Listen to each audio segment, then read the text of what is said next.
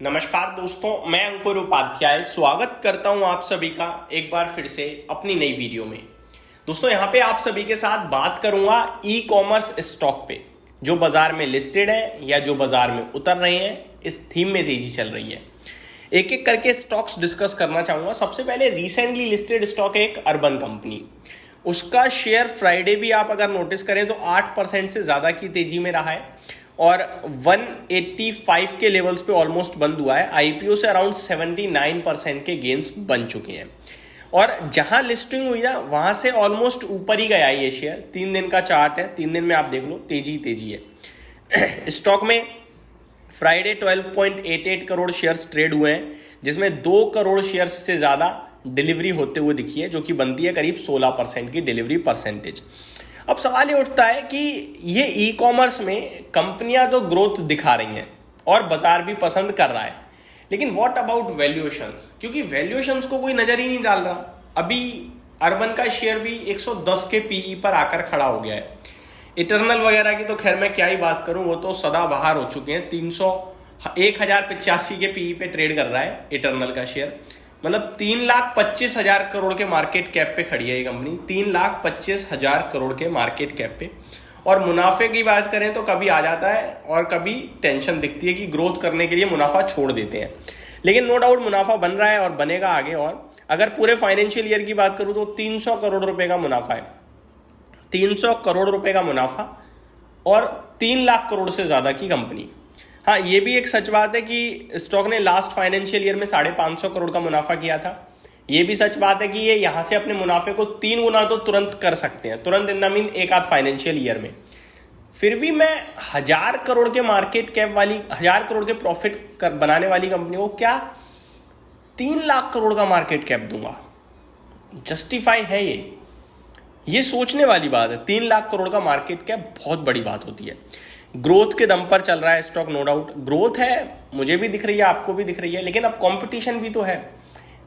थोड़े समय पहले था कि केवल ब्लिंकिट है, अभी तो ज़ेप्टो बहुत तेजी से आगे बढ़ रहा है, प्लस और भी कंपटीशन बाजार में उतर ही रहा है लगातार। नो डाउट ब्लिंकिट लीडर है। फूड डिलीवरी में स्विगी और जोमेटो 2 ही प्लेयर हैं आपके पास। स्विगी दूसरी तरफ अगर आप नजर डालें तो ये भी ई कॉमर्स से, हालांकि इसने उतना खास परफॉर्म नहीं करा है। 1 लाख करोड़ के मार्केट कैप पे तो ये भी बैठा है, इसका तो मुनाफा भी नहीं आया अभी, तब 1 लाख करोड़ का मार्केट कैप है। अगर मैं क्वार्टरली बात करूं तो इसने लास्ट क्वार्टर में भी करीब 1200 करोड़ का घाटा पोस्ट करा है।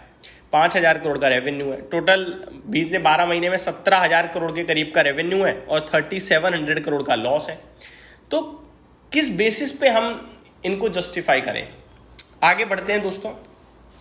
डिलीवरी में भी अच्छा काम चल रहा है। ये भी आप कह सकते हैं कि आपके लिए ई कॉमर्स टाइप की कंपनी है, ये अच्छा कर रही है। 36,000 करोड़ के मार्केट कैप पे है।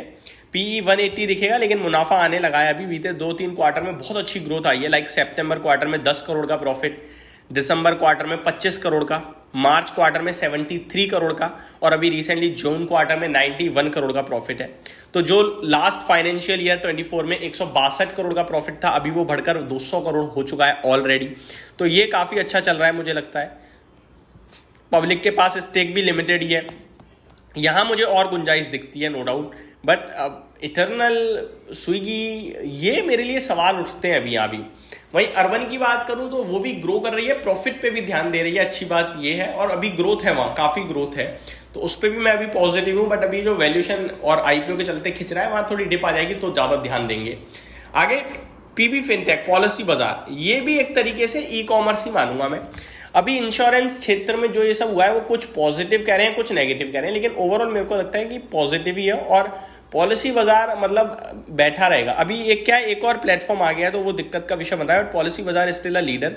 83,000 करोड़ का मार्केट कैप है, 220 के पीई पे ट्रेड कर रहा है स्टॉक, 140 रुपये की बुक वैल्यू है, 1800 रुपये पे उसके सामने ट्रेड करता है।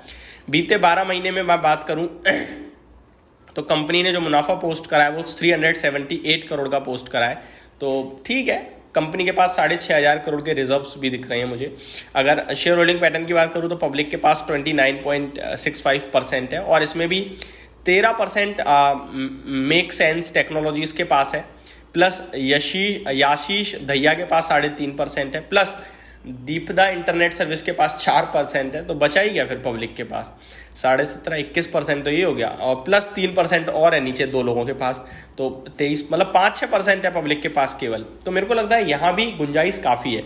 तो आपको ई कॉमर्स में सिलेक्टिव जाना है, आपको वैल्यूएशंस भी चेक करने हैं। इटर्नल पे एवरीवन इज बुलिश, सब बुलिश है, क्योंकि इटर्नल क्या है कि सस्टेनेबल ग्रोथ दिखा रहा है और सबको दिख भी रही है। लेकिन वो ऑलरेडी इतना पैसा बना चुका है, 150 से 300 मत देखो आप, ये देखो कि ये प्री आईपीओ क्या कर चुका है। बहुत बड़ी कंपनी बन चुकी है जोमेटो, 3 लाख करोड़ की बन चुकी है भाई साहब, 3.25 लाख 3.5 लाख करोड़ की। तो यहां से डबल होना, 7 लाख करोड़ का होना, मेरे को लगता है बड़ा झटका होगा। 3-4 साल में तो मेरे को नहीं लगता होगा, बट बाकी कंपनियों में बहुत गुंजाइश है जहां पे आपका पैसा अच्छा बन सकता है और तेजी से बन सकता है। तो ई कॉमर्स पॉजिटिव रखना है ई कॉमर्स पे, लेकिन प्रॉफिट को नहीं भूलना है, प्लस वैल्यूएशंस को नहीं भूलना है। तो आप क्या होगा, आप लंबा खेलोगे और कॉन्फिडेंस नहीं टूटेगा आपका। तो ये मेरी तरफ से अपडेट थी, उम्मीद करता हूँ डिटेल्स पसंद आई होंगी। Thank you so much for watching this video, have a great day guys.